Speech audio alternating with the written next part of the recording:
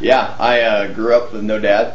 My dad passed away when I was 19 months old, and my mom raised three boys, two older brothers, and one of them all stayed in football and baseball, just Mr. Athlete. The other one was a cowboy, rode bulls, and did a lot of camping and all of those things. And I ended up being the musician and entrepreneur. so, so go figure, right? Yeah, it was very interesting to see kind of how as we got older we went our separate ways a little bit, and I've always just enjoyed talking with people, had a lot of patience with people. It's been something that I never really had to work at. I've always liked to be entrepreneurial. When I was in grade school, I used to go and buy 5 for $1 candy bars and then I would sell them for $1 a piece at school. Yeah, and that was kind of the beginning of something great. And I was just really persistent, and really didn't have to work at that. It was just something that God gave me, and I made a lot of mistakes along the way. I failed very, very quickly. It wasn't until I read a book that, as I got older, I read a book called Rich Dad Poor Dad. I'm sure you've heard of it. Robert Kiyosaki's the author. And it said in the book that 9 out of 10 businesses fail. And I got really excited about that. And the reason is because I thought, wow, all I have to do is just start 10 businesses and one of them's going to succeed. Yeah, so that's the way I looked at that. But I noticed that a lot of my friends didn't look at it that way. And they were like, you're crazy, you're going to start 10 businesses. Well, long story short, I ended up starting over 40 different businesses ever since I was in my teens. And only 2 of them succeeded out of the 40. I call the other 38 business therapy. And out of those 2 that succeeded, one grew up to over $4 million, and that was a high-end AV company. And then the other one, I sold that company, and the other one's real estate, and now doing information marketing and coaching and everything that's going on, the brand, the short sale automator. All of our customers with that was formerly Short Sale Builder, that grew up that software, almost 5,000 users. I mean, everything that's just happened. I get a chance to go speak now and do masterminds, and just everything that's happening. And I have to say that there's a lot of times I wanted to quit, and I didn't, because I felt like everyone else does, and so I wanted to be the person that pressed through that.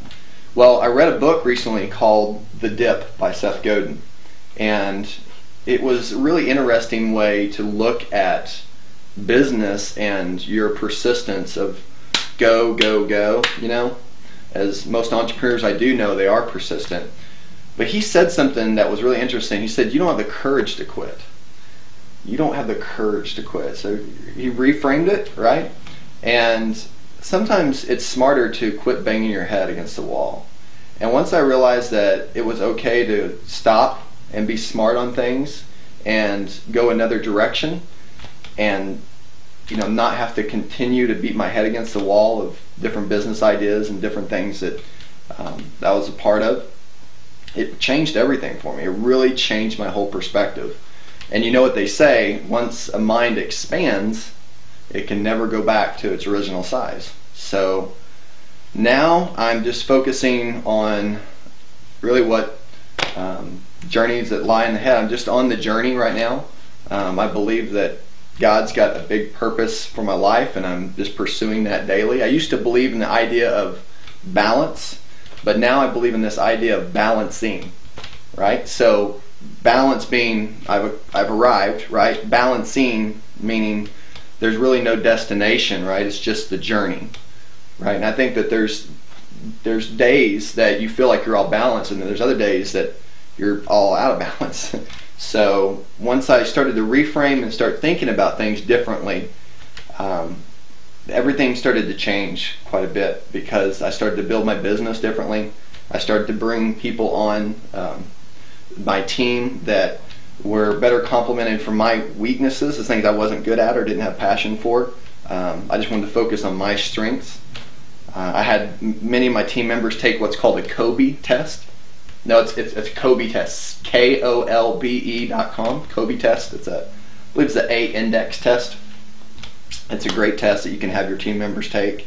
And I got excited about this idea of having a virtual team. So I'm very passionate about virtual assistants and having this virtual team. And literally, you can build a business however big you want. There's one thing I've said many times, and I believe it, is that there's no such thing as big business. There's only small business duplicated. So it's like you have that one little engine working, right, and then you just duplicate it. There's no such thing as this big conglomerate thing that just keeps going crazy without systemizing it, right, without some type of processes and things in order. And I call it the 3 M's for success.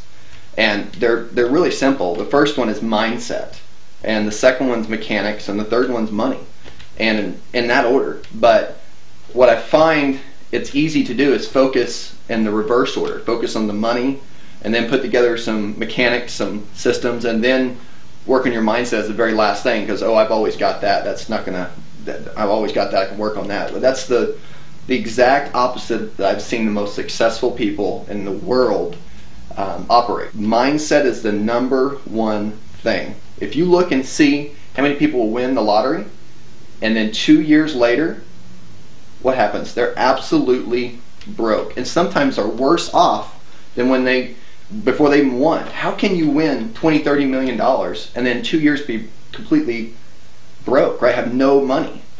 And it's because mindset. They didn't have that mindset that once they have money come in, what to do with it, how to arrange it to make it work for you instead of you working for it, so you can work on your business, not inside your business.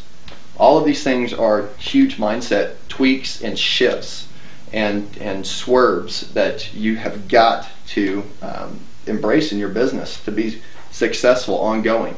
And the other one is mechanics, right? The mechanics are the systems, those are the softwares, those are the everyday processes that you can stick a kid from that's not necessarily trained in having a degree and all these things, right? You can stick him in your business and he can actually get it done because you have the system take care of what it's supposed to do.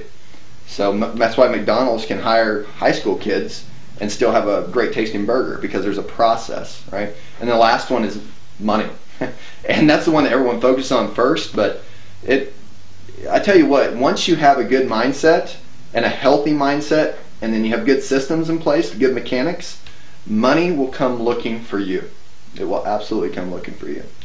So those are a few things I've learned along the way, and I'm just thankful, man. I'm thankful where God's taken me, and